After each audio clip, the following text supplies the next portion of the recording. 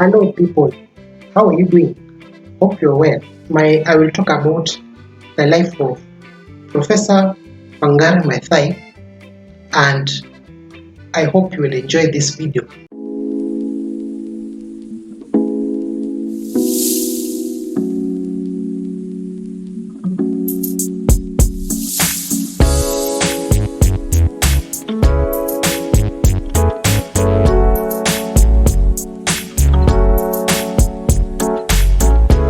Hello people, how are you doing?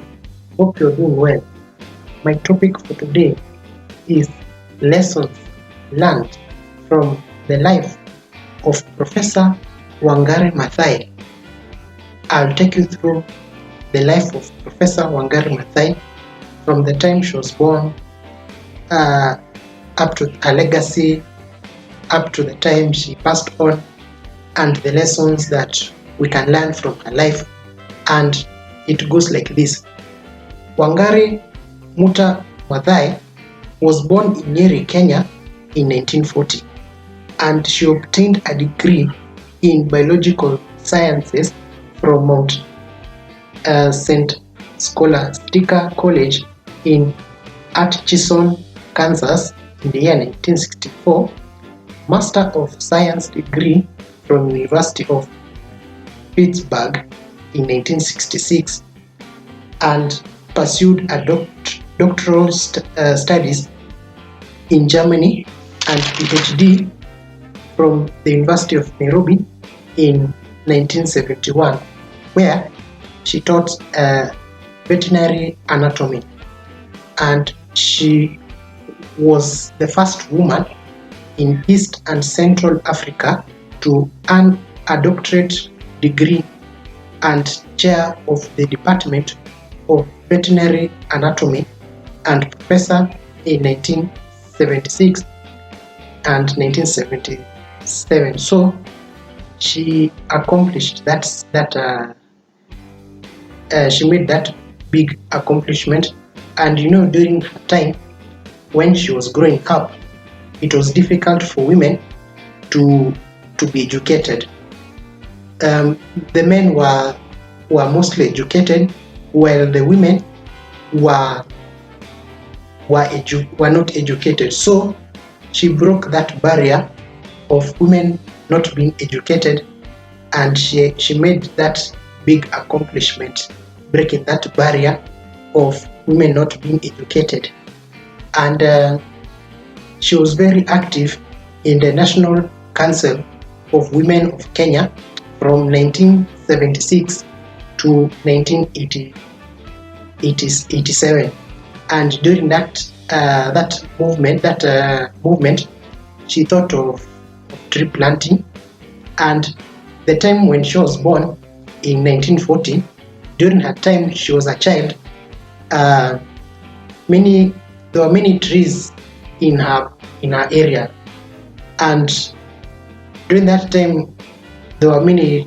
It was very bushy, and there were very many trees during her childhood times.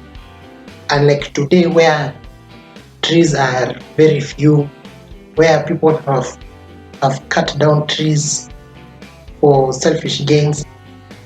That is very sad. So she thought of that because she wanted to conserve the environment. She wanted to ensure that she loved trees during her childhood times, and she formed the Green Belt movement.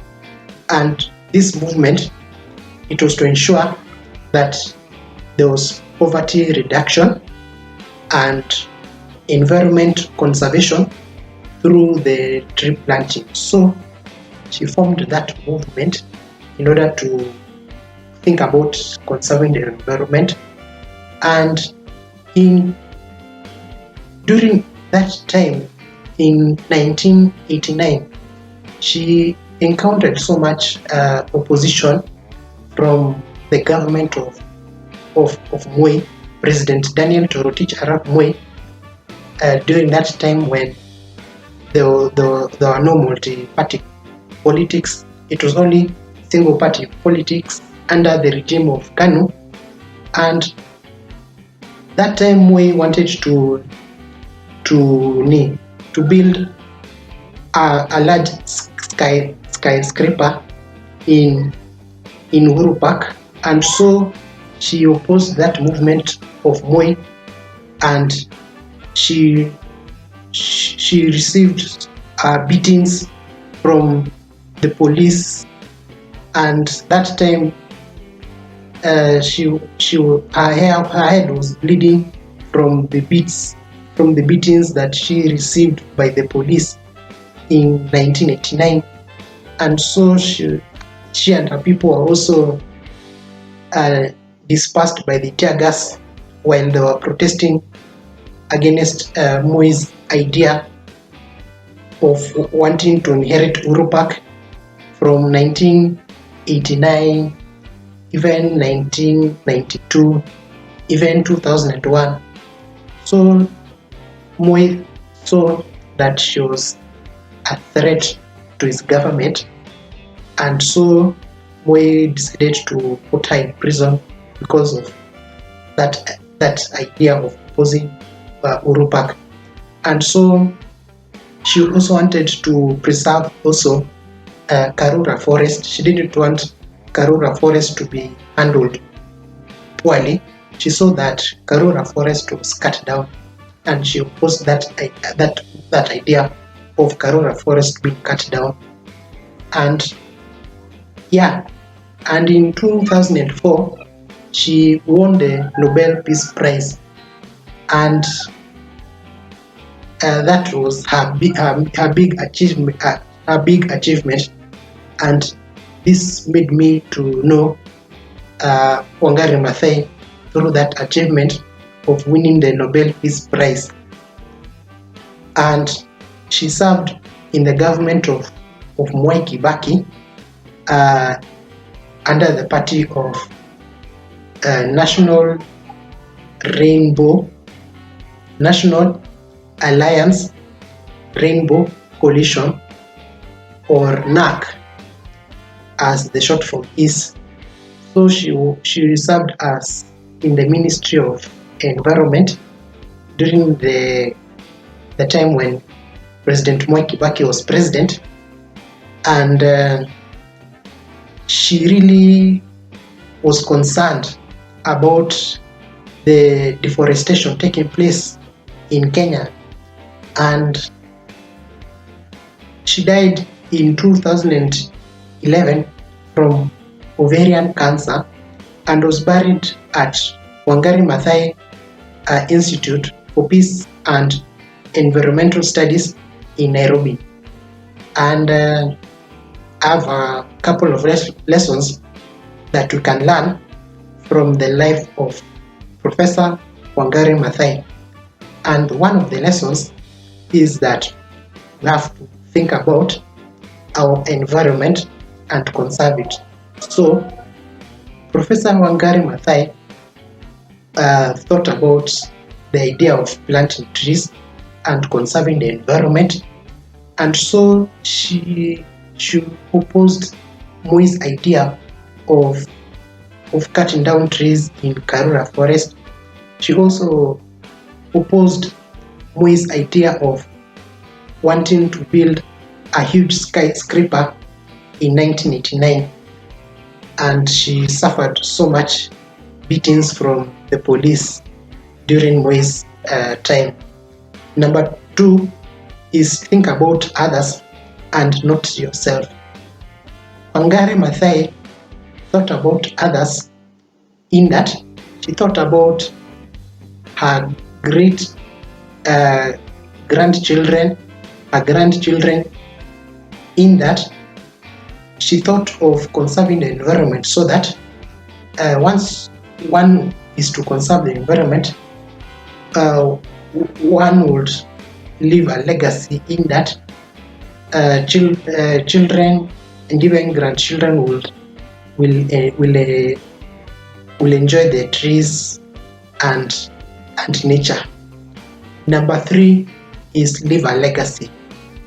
Professor Wangari Maathai lived a legacy of conserving the environment And so this inspired many people to think about conserving the environment, planting trees, avoiding deforestation. Yeah, and during that time when that advert, I remember there's an advert uh, where she talked about the idea of Kenya losing forests and deforestation, and she said that if you destroy nature, if you don't obey the laws of nature, nature will destroy you.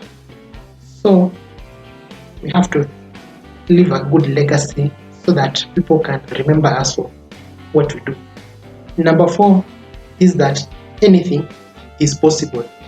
So Wangari Maathai became the first African woman to have a doctorate in the 1970s.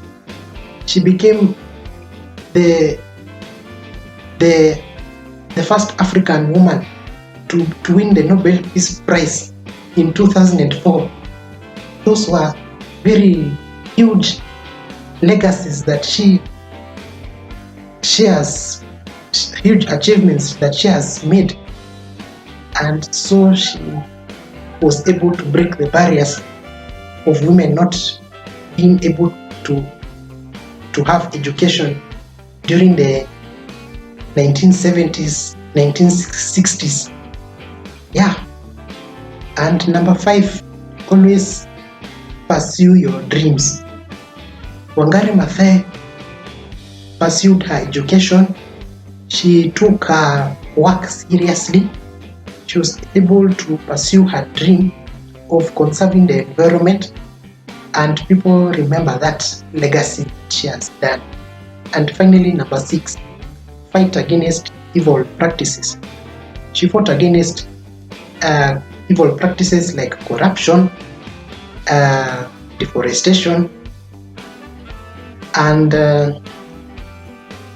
other evils taking place. So she fought against the idea of Mwai wanting to inherit Uhuru back, and her saying was like this: when I see Uhuru back and contemplate its meaning, I feel compelled to fight for it, so that my grandchildren may share that dream and that joy of freedom as they one day walk there. So she made a big legacy in conserving the environment. And hope you've learned something from the life of Wangari Maathai. If you've learned something from her life, comment down below and have a good day.